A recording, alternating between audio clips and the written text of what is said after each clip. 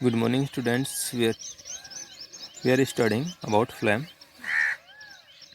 and we are studying the flame properties.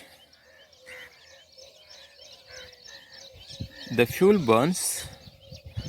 The type of flame produced depend on the proportion of oxygen which is available for burning of fuel. जब fuel जलता है तो उत्पन्न होने वाली flame oxygen के proportion पर depend करती है जो जलते हुए ईंधन को प्राप्त होती है। ये जलते हुए ईंधन को कितनी मात्रा में ऑक्सीजन की सप्लाई हो रही है उस पर उससे उत्पन्न होने वाली फ्लेम डिपेंड करेगी।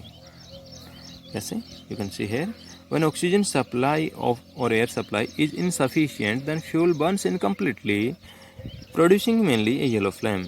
जब ऑक्सीजन की सप्लाई इनसफिशिएंट होती है तो फ्यूल जलता है, येलो फ्लेम प्रोड्यूस करता है। Why the flame is yellow, the cause is given here. The yellow flame is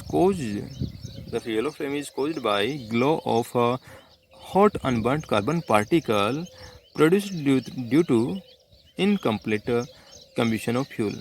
तो फ्यूल के इनकम्प्लीट कम्ब्यूशन के कारण हॉट अनबर्न्ड कार्बन पार्टिकल्स के ग्लो करने के कारण येलो फ्लेम उत्पन्न होती है।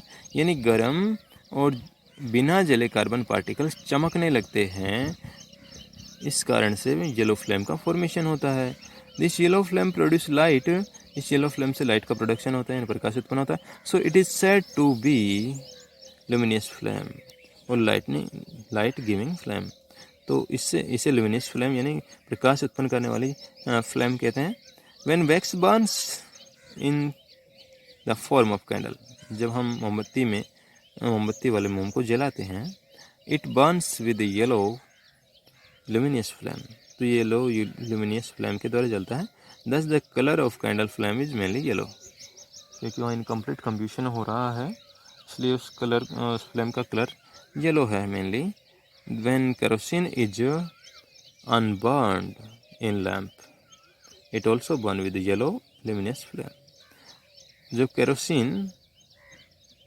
व्हेन केरोसिन इज बर्न्ड, जब केरोसिन को जलाया जाता है इन ए लैम्प में, it also Burns with yellow luminous flame, तो ये भी येलो लुमिनियस फ्लेम के साथ जलता है। व्हेन द ऑक्सीजन सप्लाई और air supply is sufficient then the fuel burn completely producing mainly blue flame.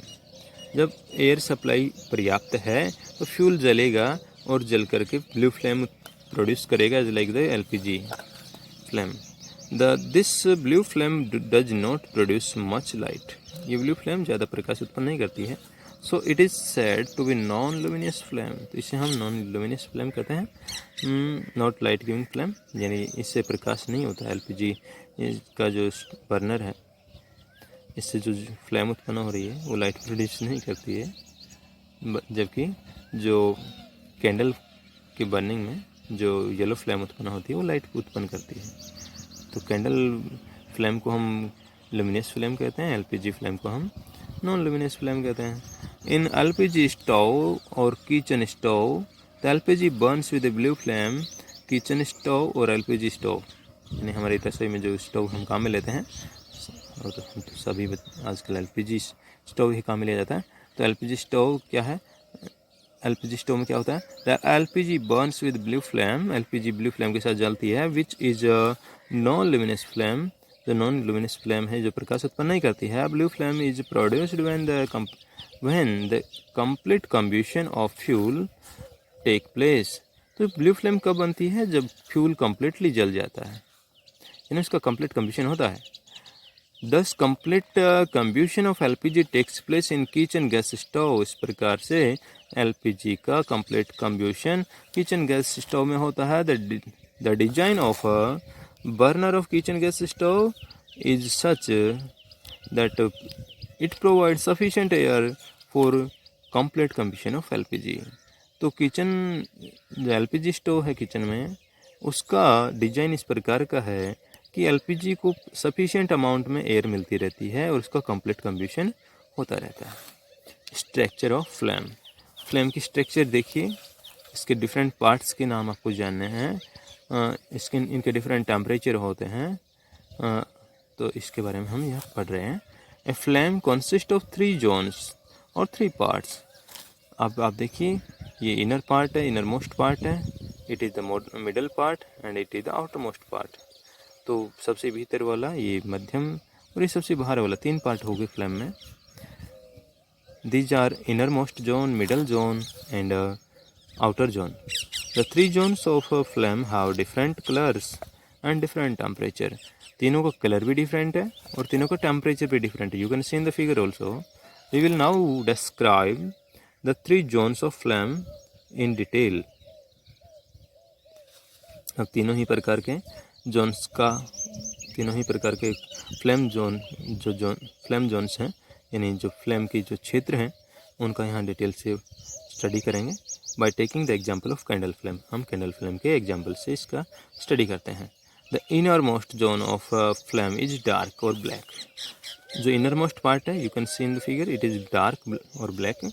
The inner most zone of a flame consist of hot unburnt vapor of combustible material, यानी wax vapour. तो सबसे जो अंदर वाला zone है उसमें क्या है, उसमें वैक्स वेपर है, दैट इज अनबर्नट वेपर, अभी वो जली नहीं है। The inner most zone is a list hot part of the flame. ये फ्लेम का सबसे कम गर्म भाग है। इन द अदर वर्ड्स, दूसरे शब्दों में, वी कैन ऑल्सो से, हम ये भी कह सकते हैं दैट इनर मोस्ट जोन और dark zone is coldest part of flame. तो ये जो डार्क जोन है, इसका टेम्परेचर सबसे कम है, ये बात है, यानी सबसे ठंडा है। The middle zone is of a flame is yellow. जो बीच वाला जोन है वो येलो है। It is bright and luminous. ये चमकीला, प्रकाश उत्पन्न करने वाला है। द फ्यूल वेपर बर्न्स, यानी वैक्स वेपर यहाँ जलती है, पार्टियली, आंशिक रूप से, कंप्लीट नहीं जल पाती है। In the middle zone, middle zone में, because there is not enough air for burning in this zone, क्योंकि अंदर वाले जोन को इतनी सफिशिएंट ऑक्सीजन नहीं मिल पाती है, कम ऑक्सीजन मिलती है। द पार्शियल और इनकम्प्लीट बर्निंग ऑफ फ्यूल, यानी जो फ्यूल का जलना जो पार्शियल है, यानी आंशिक है, in the middle zone produce carbon particles. तो जब फ्यूल इनकम्प्लीट रूप से जलता है या पार्शियल जलता है तो कार्बन पार्टिकल्स तो रिलीज होंगे ही। These carbon particles become white hot and emit light. ये कार्बन पार्टिकल्स हीट प्राप्त करके बहुत ज़्यादा गर्म हो जाते हैं और लाइट उत्पन्न करने लगते हैं, वाइट हॉट होकर के लाइट प्रोड्यूस करते हैं। सो it is the glow of hot carbon particles which make the middle zone of a flame luminous light giving. तो कार्बन पार्टिकल्स के चमकने के कारण फ्लेम का जो मध्यम जोन है वो लुमिनियस हो जाता है, वो प्रकाश देने लगता है। These carbon particles then leave the flame as smoke and soot।